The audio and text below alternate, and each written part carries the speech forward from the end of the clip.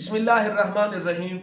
آج کا جو سوال ہے، طارق روڈ کراچی کی مدینہ مسجد جس کو عدالت نے غیر قانونی قرار دے کر گرانے کا حکم دیا، حالانکہ 30 سال پہلے سرکاری اجازت نامے سے اس مسجد کو تعمیر کیا گیا۔ 4 منزلہ یہ مسجد جو نمازیوں سے بھری رہتی ہے، پھر اس کی رجسٹریشن ہوئی، مسجد کی تعمیر کا نقشہ بھی پاس ہے۔ کیا اسے گرانا جائز ہے؟ دوسری بات، کیا تجاوزات کے نام پر مساجد کو گرانا جائز ہے؟ تیسری بات، سرکار کوئی زمین الاٹ کرنے کے بعد کیا اسے واپس لے سکتی ہے؟ کیونکہ آج یہ سوال ہے، دی بھی سرکار نے تھی، لی بھی سرکار نے ہے۔ تو جناب عالی، پہلی بات تو یہ یاد رکھیں کہ مساجد سرکار کے ذمے ہے بنانا۔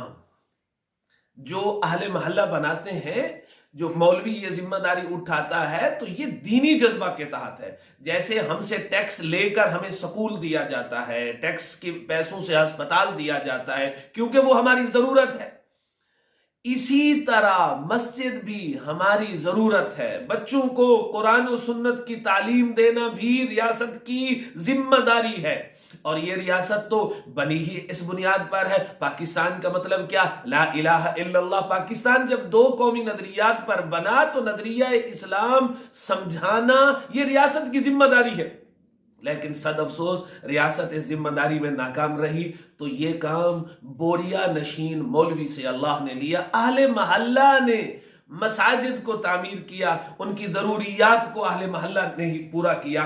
تو اب جو دوسری بات ہے، کیا مسجدوں کو گرانا تجاوزات کے نام پر ٹھیک ہے؟ تو جناب عالی مجھے بتا دیجئے کہ کتنے چرچ آج تک تجاوزات کے نام پر گرے ہیں، کتنے گردوارے گرے۔ میں ایسے 20 چرچوں کو جانتا ہوں کہ جن کے لیے روڈ کو ٹرن دیا گیا، روڈ کو ان کے لیے موڑ دیا گیا، مارکیٹیں اٹھا لی گئی، لیکن چرچ کو نہیں چھیڑا گیا۔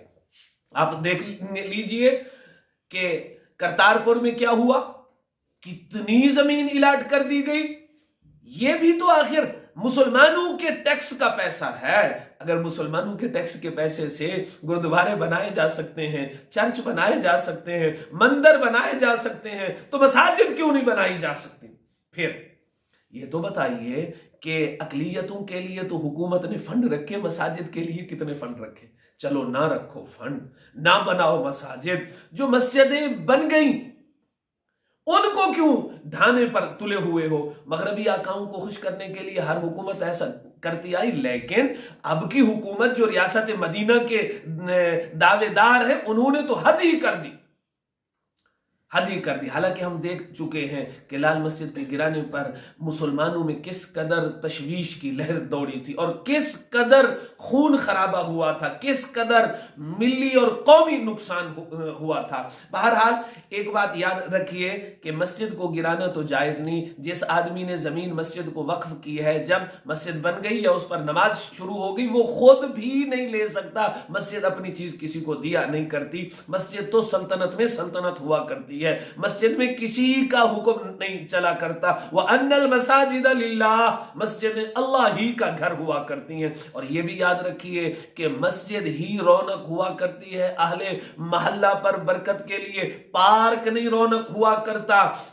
ارشاد نبی علیہ السلام ہے، احب البلاد الى اللہ مساجدها وابغض البلاد الى اللہ اسواقها، کہ مساجد محبوب ترین جگہ ہیں، اللہ کی نظر عنایت اسی مسجد کے سبب سے اہل محلہ پر ہوتی ہے۔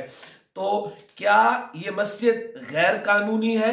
اگر یہ مسجد غیر قانونی ہے تو وہ ادارے جنہوں نے اجازت دی ان کو تو لٹکا دینا چاہیے۔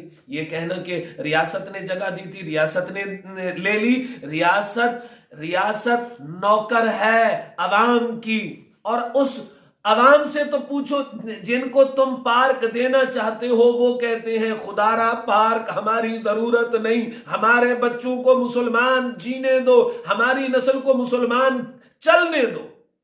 مدرسہ ہماری ضرورت ہے، مسجد ہماری ضرورت ہے۔ 4 منزلہ مسجد اگر گرا دی جائے گی تو یہ نمازی کہاں جائیں گے؟ پارک ان کی ضرورت نہیں۔ اور دوسری بات، حکومت نے کتنے غیر قانونی شراب خانے کراچی کے ختم کر دیے۔ شادی ہال ہیں کراچی میں، اسی طرح مارکیٹیں ہیں، سینما ہال ہیں، کیا ان سب کو حکومت ختم کر چکی؟ بحریہ ٹاؤن کے کیس میں کیا ہوا؟ بنی گالا کے کیس میں کیا ہوا؟ کیا حکومت نے ڈھیروں مارکیٹوں کو، سوسائٹیز کو، محلات کو ریگولائز نہیں کیا؟ اگر وہ ریگولائز ہو سکتے ہیں تو مسجد کیوں نہیں ہو سکتی؟ خدا را حکومت کو سوچنا چاہیے، عدالت کو نظر ثانی کرنی چاہیے۔ خوشا مسجد و مدرسہ و خانقاہ کے دروے بود قیل و قال محمد۔ یاد رکھیے، من بنا للہ مسجدا بن اللہ لہ بیتا فی الجنہ، جس نے مسجد بنائی اس کے لیے جنت میں گھر بنے گا۔ اب اندازہ کریں جس نے مسجد گرائی اس کا انجام کیا ہوگا۔